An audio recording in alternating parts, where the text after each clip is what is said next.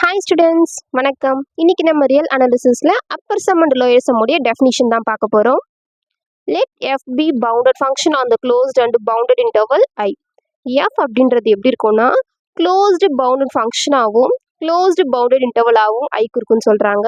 Next, let sigma be subdivision of I. ஐயுடைய subdivision தான் சிக்மான்னு சொல்கிறாங்க. ஸோ ஒரு ஃபங்க்ஷன் இருக்குன்னா எஃப் அப்படின்ற ஒரு ஃபங்க்ஷனுக்கு கண்டிப்பாக சப்டிவிஷன் இருக்கும். அதுதான் நம்ம எப்படி சொல்றோம்னா Appar சம்ல the upper sum for the function f corresponding subdivision sigma கண்டிப்பா ஒரு corresponding subdivision sigma இருக்கும். அதை நம்ம எப்படி டினோட் பண்ணுவோம்னா upper sum of f over sigma equal to summation of k equal to 1 to n upper bound m capital M upper bound of f over ik and modulus of ik. இந்த ik அப்படின்றது நம்ம previous வீடியோல பார்த்திருப்போம். ஐ Riemann இன்டெக்ரலில் ஐன்னு சொல்லிட்டு represent பண்ணியிருப்போம். அதாவது script ஜேன்னு சொல்லிட்டு அதுதான் ஒரு இன்டர்வல்னு சொல்லியிருப்போம், பவுண்டட் இன்டர்வல். ஸோ அந்த இடத்துல நம்ம I1 I2 I3 நிறைய காம்போனன்ட்ஸ்லாம் வச்சுக்கலாம். காம்பவுண்ட் இன்டர்வல்ஸ் ஆஃப் சிக்மா இருக்க இடத்துல நிறைய காம்பவுண்ட் இன்டர்வல் வைக்கிறதால தான் நம்ம ஐகேன்னு சொல்லிட்டு ரெப்ரசென்ட் பண்ணுறோம்.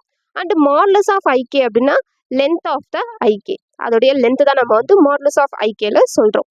நெக்ஸ்ட் பாருங்க, the lower sum for the function f corresponding subdivision sigma is denoted by நம்ம அப்பர் சம்க்கு மேலே எப்படி பார்த்தோமோ அதே மாதிரி தான் லோயர் சம்க்கும் பார்ப்போம். ஒரு ஃபங்க்ஷன் இருக்குன்னா அதுக்கு கண்டிப்பாக சப்டிவிஷன் இருக்கும் சிக்மா. அதை நம்ம எப்படி ரெப்ரசென்ட் பண்ணுறோன்னா L lower sum of F over sigma equal to summation of K equal to 1 to n. Small M lower பவுண்டை குறிக்கும், lower bound of F over I K and modulus of I K. Same as அந்த சிக்மாவுடைய component interval I1 I2 I3 இது எல்லாமே நம்ம ஐகேன்னு சொல்லிட்டு represent பண்ணுறோம். இதுதான் Appar sum and lower sum உடைய டெஃபினிஷன்.